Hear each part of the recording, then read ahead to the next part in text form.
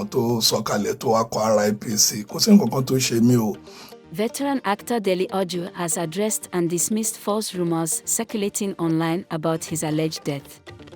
The misinformation, spread by some bloggers, prompted the Nollywood star to set the record straight. In a video shared on his Instagram page, he reassured fans that he is very much alive and well. Expressing his gratitude, Odule thanked his loyal supporters for their unwavering love and concern over the years. Hello. My name is Dele Odule. Mo kàn fẹ́ sáré debunk rumor kan tó go viral in the last few days. Tí one uncooked blogger tó pẹ̀rẹ̀ ní Ọpẹ́ Ajíbóyè tó sọ wípé ọ̀tá mi ó ti kú, tí ó gbé fọ́tò mi sí àárín ọ̀rọ̀ yamayama kan tó sọ̀kalẹ̀ tó wá kọ RIP. Kò sí nǹkan kan tó ṣe mí o. I'm very, very much alive. Kò sí nǹkan tó ṣe mí. I don't know why someone somewhere will wish me dead. For what? This is barbaric. This is terrible. This is uncalled for. This is not fair enough.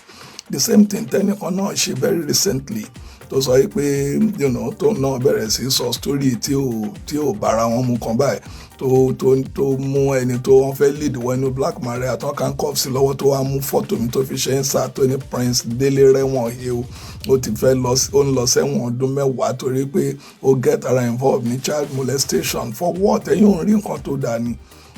Kì í rí nǹkan tó dáa ni. Ó ṣe jẹ́ ẹ̀yìn lè máa ń rí nípa àwọn òṣèré náà. Are you alright? Kí ni problem yín? What is the texture of your problem? Please, ẹ má bring èmi down o. If you dare me, èmi kọ́ lẹ̀ ń bájà o, Ọlọ́run lẹ̀ ń bájà o. Ọlọ́run ọba lẹ̀ ń bájà. Ọ̀rọ̀ Ọlọ́run dẹ̀ sọ wípé àpáàdì ló máa ń ṣáájú ìfọ̀nà. Tọmọdé bá darí sápá pàápàá, tọmọdé bá darí sọ̀rọ̀kọ̀ ìrókò àkọ́, ọjọ́ ọmọdé bá darí sọ̀rọ̀ òkú láti ń rúkọ ẹ̀ wálé. Òkú ńlá báyìí ní ṣaláǹgbá pé ìṣin òjijì la gbọ́ kó àrò òjijì la fọ́n wọ̀. Èmi ti sọ tèmi o, má dé àmì o, Ọlọ́run ló ń bájà o, èmi kọ́ ló ń bájà o. And to all my fans over there who are genuinely love me, I want to say big thank you. I love you to bits. Thank you for being there always, and thank you for your concern about my well-being. I really, really appreciate. God bless you.